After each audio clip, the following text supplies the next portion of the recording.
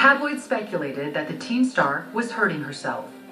As E! News reported at the time, Demi's reps claimed the marks were caused by her bracelets.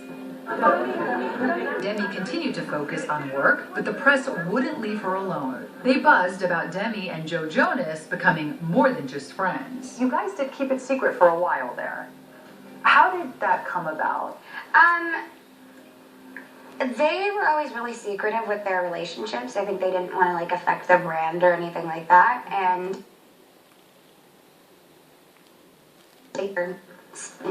guy come into the industry, or when like X Factor contestants, and when in the very first audition we'd say, "Do you have a girlfriend?" and they were like the heartthrob kind of looking kids. If they said no, I would immediately say good answer, because as much as people don't think it's true, it's like it does affect your brand. You're right. That's kind of just what I always saw, and that's how it was supposed to be. It's just like secretive. And then I think the main thing was we had always had a strong chemistry prior to dating. There were always feelings there, but we never acted on them because I was under 18. And then once I, was about to turn 18, I then made him feel comfortable to like actually go for it. Question. What do you say you and I break away later tonight, finally take you on the first date? Answer, I'd like that. Coming up, She said, hey. Would you ever go to college? Camp Rock, Demi landed a starring role in her own series, Sunny with a Chance. If I didn't know any better, I think you were trying to kick me in the face. The show catapulted her to teen superstardom. Off camera, the singer was dating Camp Rock co-star Joe Jonas. The couple went public with their relationship in March 2010. In an essay for New York Magazine, Jonas shared some details of their romance, including smoking pot with Demi and Miley Cyrus when they were all still teenagers. So the Joe Jonas thing, what I love though, your response was just very classy. It was just like, all good, family and friends forever, or something, right? Well, he had warned me like a couple days before and said, hey, heads up, like, I did an interview and I talked about smoking pot with you and Miley, and I was like, we smoked pot together. Like, I don't even remember because clearly I was like, I was chilling, okay? Like, I don't remember. But I'm pretty sure it happened. And I called him, I was like, hey. And he was like so afraid to talk to me. He was like, hey. And I was like, relax, we're good. Cool. Just don't be so stupid next time. Like, I want to sit and talk to you in person. But, like, I love you, it's all good. We're always going to be friends. Meanwhile, Demi was hard at work on her second album, Here We Go Again, and a sequel to Camp Rock for the Disney Channel. She and Jonas were reunited on screen. Hey, the whole reason I came here Was to get to know me better. and I've learned everything I need to know. But the relationship wouldn't last. The pressure to constantly perform started to wear on the young star. My downfall was when I let fake friends come into the picture and let my ego take over myself. I lost myself in the industry to all of a sudden having fame, and my first car was a Mercedes-Benz that I bought. I barely had time to go out before I was thrust into the spotlight. At what point, Demi, were things really feeling just out of control? There was a time when you were just back to back, like tour and album and show. It's just like too much. I mean, looking back, it was too much from the get-go. But I take a lot of responsibility for that because I put on the face, like, yeah, I can take on this much. It's exciting. And I put on a really great front, and that's what I was good at doing. So people believed me. I mean, I can't work this much. Like, 90 concerts in 90 days is a little absurd. According to ABC News, while touring through South America, Demi exploded. The singer got into a physical altercation, striking one of her backup dancers. The dancer threatened to sue Lovato, but according to her attorney, the issue was resolved amicably and completely. On November 1st, 2010, Demi left the Jonas Tour and entered Timberline Knowles treatment facility for emotional and physical issues. Reps announced, quote, Demi has decided to take personal responsibility for her actions and seek help. On the outside, people were seeing this girl who they thought they knew, Demi Lovato. And then you came out with revelations that I think made people's heads spin because they didn't see it coming. I was one of those people. I think a lot of people who thought that this girl had her together and her life was perfect, really, had some demons, and there was a lot happening behind the scenes. I don't put any of the blame on anybody else except for really myself for not being so honest.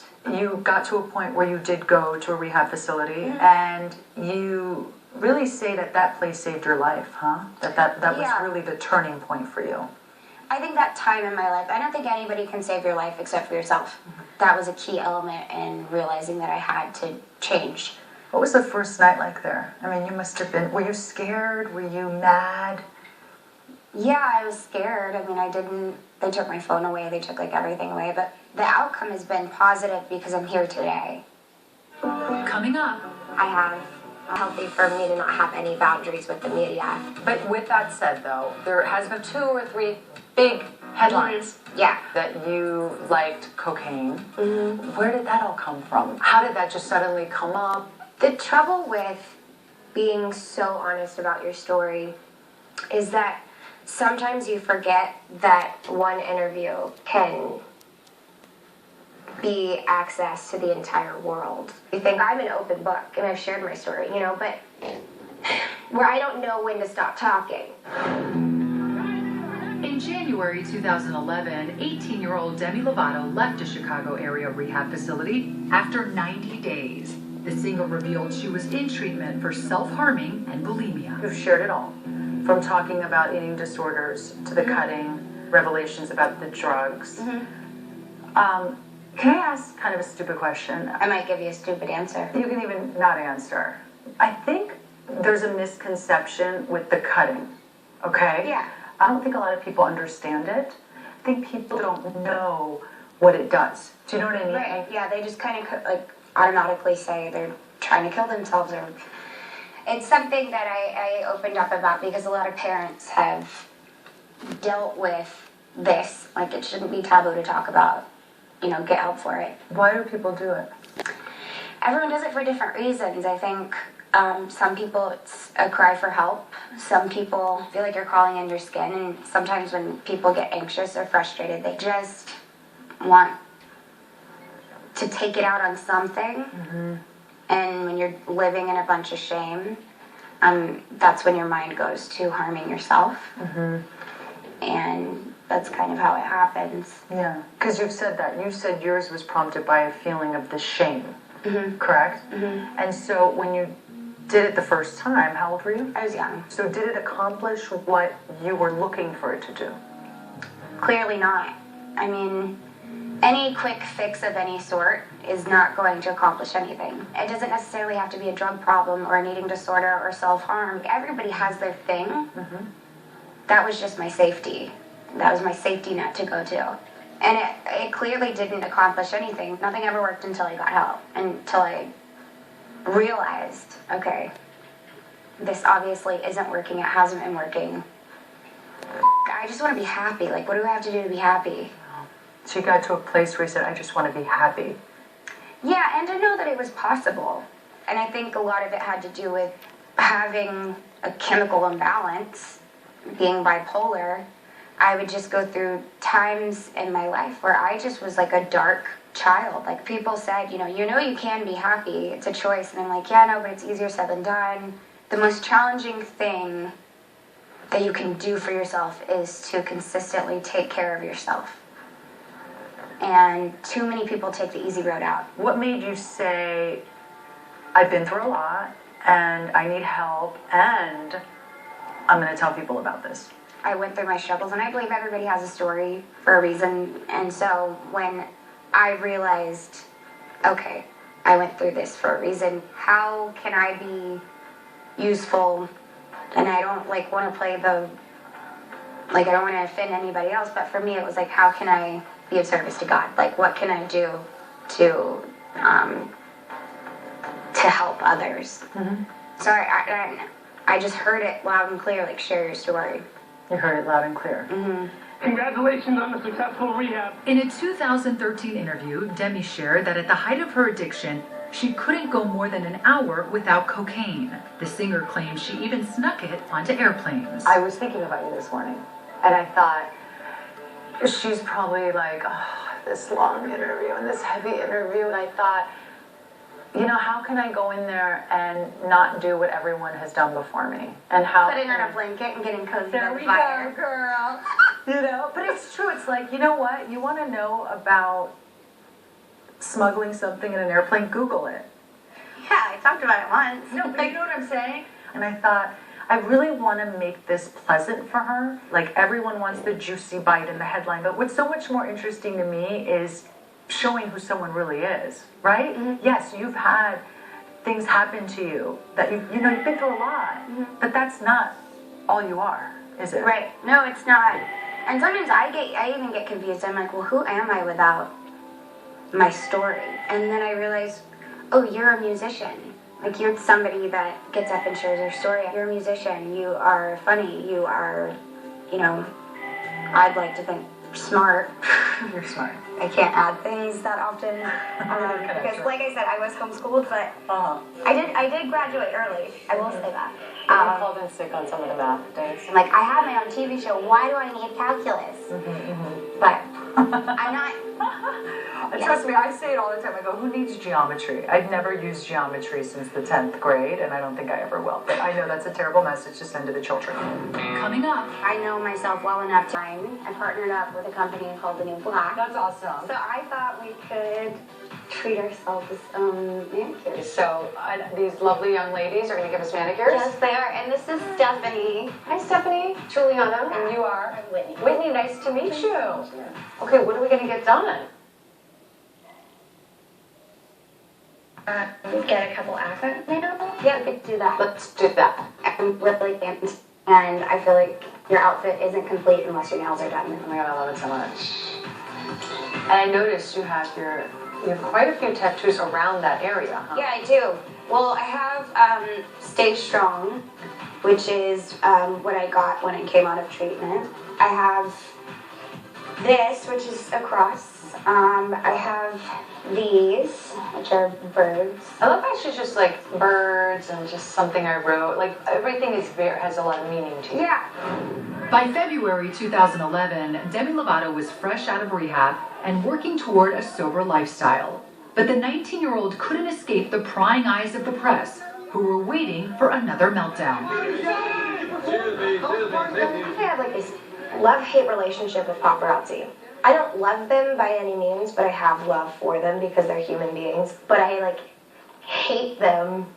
And hate's a strong word, but I strongly dislike them when it invades my privacy. But at the same time, it's like, well, those are the pictures on the red carpet specifically. Those are the pictures that are gonna put your face out there. Exactly. You know, you in the magazines. but like I like want to scream at them because what people don't realize is like when you think of a red carpet, you think of the glamorous red carpet. You're in the dress, and then there's a lot of flashing lights. Over the shoulder now, baby. Use it over the shoulder. There you go. Along with those flashing lights are photographers like yelling at you. Demi, hold that smile on the angle here, please. Demi! Over here, Demi, don't turn around. And you're like, excuse me. That's what I did the other day. They yelled at my manager, get out of the shot. I was like, excuse me, you're being rude. Good for you. 8 months after rehab, on September 20th, 2011, Demi released her third album, Unbroken. The lead single, Skyscraper, resonated with her fans. The success of Unbroken, combined with clean living, opened new doors for Demi. She joined the X Factor as a celebrity judge in the fall of 2012. You have like such a cute face, you're really likable, and then all of a sudden you're like, I'm on fire. The hard-working singer remained just as committed to her sobriety. You transitioned from the rehab facility into a home, like is it called a home, group home or sober? Sober living. Sober living. Yeah. In LA, and you were going to the X Factor every day. But it was important for you to not get lost again, right? Like it's amazing. I mean, you found the balance there. Is that right? Yeah. And then you moved here. I mean, The last time that we did our interview, actually, I went home to a sober living place. Thanks. Thank you, sweetheart. Yeah, of course. I'll See you soon. later. Thank you. Good luck with everything. Have a great time on your tour. Nobody knew because nobody had to know. But that's what I needed to do. I know myself well enough to know that the times before where I thought I would be okay with the tiny amount of sobriety, it didn't work for me. I just handed it to other people and said, somebody figure this out for me because I obviously don't have the answers.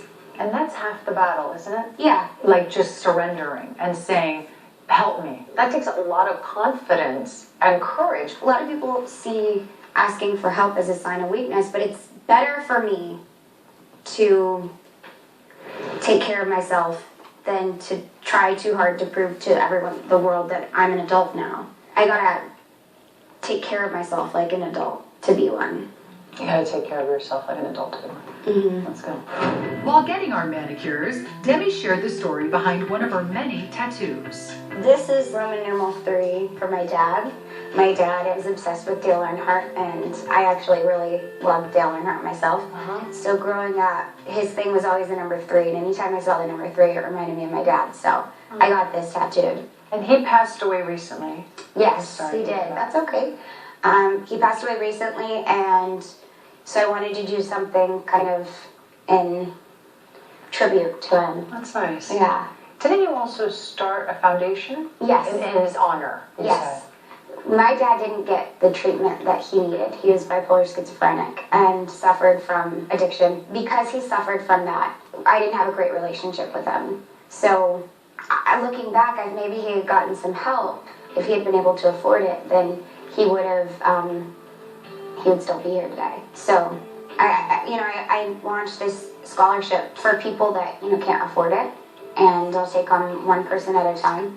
And I'll partner up with Cast Recovery, which is the place that I went to sober living at. And we'll provide the treatment services for whoever is selected, That's so nice. Yeah. Good for you. Good for you. That must be a nice feeling for you, right? You're not just talking about helping people and giving back, you're actually doing it. Yeah. I'd rather do the work than just donate money, because doing the work, it feels so much more rewarding. Yeah. Do you still notice the tattoo? It's just a part of me now. I think of all that I've been through, even just since I've gotten those tattoos. But, can I do a gold stud, one on each finger? Of course. I love it. Yeah. Seems like an accent now. Let me see. That's on that kit? Yeah. That's amazing. This is so good. Whitney, you're good. I love it. And this is just from the kit. Yeah, I'm horrible at doing my own nails, and this kit made me look good. Coming up, You're gonna sound like a huge narcissist if all you do is talk about your life. That's true. You go through different times in your life. Sometimes you feel really open, and sometimes you're just like, Yeah. I'm done. I think saying a little bit, a sliver of what I've been through, is God, if that got a headline, it was a hair. Right. Sounds like a You see what happens? Yeah. Demi Lovato's journey to sobriety hasn't been easy. While she had no problem oversharing in the past, these days part of her recovery includes learning to set healthy boundaries. Are you in a relationship? You can say. I choose not to say. Okay. I plead the fifth. I will always, if I have something that I don't want to talk about, I will either divert the subject or I will respectfully decline the answer. Thank you. You don't get rude about it. No, because you're here to do a job.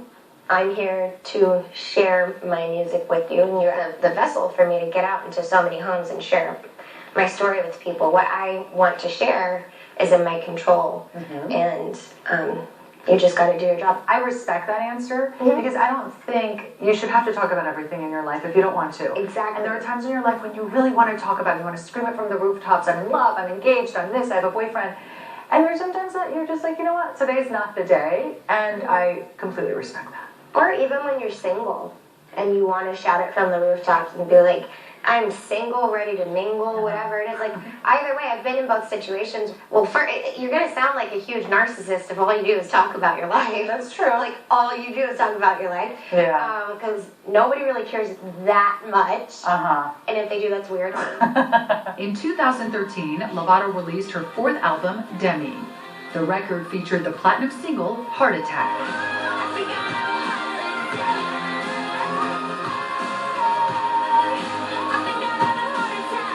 That December, Demi announced she was leaving the X Factor after 2 seasons to focus on an upcoming tour. What makes me so excited for 2014 is I think I'm going to tour all year next year because I want to get back to where I was, not before recovery, but I want to mesh the two together now. You want to mesh the two together? Yeah. I've never put on a tour like the one I'm about to do. I've never really had a ton of creative control. I have, but I just didn't care that much because I was so focused on other things. I'm planning the stages, planning the numbers, planning everything. Do you feel equipped to go into this tour? Yes. Well, going into this tour, I have almost 2 years sober. So having that under your belt, having that much knowledge about what to do to get to that point, I've been provided the tools, now I just have to use them. If I don't use them, that's my fault, you know, but I have sober tours, you know. If you can't pass a drug test, you don't have any business being on my tour. And I bring people on tour with me that aren't yes people, they are enablers, are encouraging bad behaviors, you know. So I do feel equipped, and and I feel ready to just get back on the road again. You're excited. You're big smile. Yes. You're excited. I've done X Factor and I've done other stuff, but I want to tour. I want to be a musician again. You want to tour and be a musician? Yeah. And make a new album, which I've already started on. You've already started on your album. Yeah. That's exciting. Yeah. When will that album come out, do you think? Whenever I feel like it. When you're done? Mm-hmm. When you're done with it. That's interesting. You don't put a limit, like you don't set a date that has to be completed. You don't even want to put that pressure on yourself. Because you don't have to, right? I don't Aren't you have at a level where you don't have to do that anymore? It's not so much even that, I just have respect for myself. And I have the ability, whether I was on the charts or not, I have the ability to say when I want to finish an album, and if I'm rushing it, then no, I just didn't realize that when I was younger. There's so many people watching you, and so many people who love you, especially young women who just adore you, who are going through hard times. Mm-hmm. What can you tell them, Demi? What helps you every day? What helped you in the past? Well, there's literal things, and there's also spiritual, just simple messages that kind of get you through life. I mean, I really do think that the secret, the key to life, is gratitude and perception. If you look at your life with, there's traffic, it's so hot outside, you know, the 405 shut down again, I'm so pissed, why can't I just be doing something else? Mm-hmm. If you look at it like that, then you're obviously going to be miserable in that traffic. But if you look at it from a different perspective, which is something that I really learned when I went to Africa, when you look at it and you say, wow, I can't believe I'm fortunate enough to have a smooth road to drive on instead of having to be in like this crazy vans like the Indiana Jones ride at Disneyland. It's really, really heavy. But it's like I don't even want to complain because these women have to do it 5 times a day. I mean, I can't believe you're 21. Me neither. It's unbelievable to me. Me too. You are an old soul. Yeah. I don't say that. I never say that to anyone, but I don't know why. Maybe we knew each other in another life. Maybe. We're both Leos. Okay. Will you sing forever? Where do you see yourself in 10 years? I'll be 31 in 10 years. And I say 20. I mean, 31 is still so young. Okay. 10 years. 10 years. 10 years. 15. 15. 35. Where do you see 35. yourself at 35? A part of me wants to answer that question, and the other part of me wants to like say the thing that gets me through every day is like, don't think about tomorrow, just think about what you have today. I don't know my schedule for tomorrow, by the way. That way I don't get overwhelmed with working too much. I just know that when I start the day, I'm like, I can do anything. Don't ask me about tomorrow because I'm not going to know yet. Well, you're amazing. Thank you so much. You're a cool chick.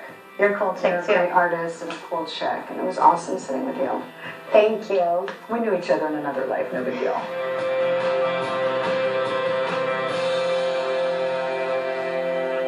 Una de las ex estrellas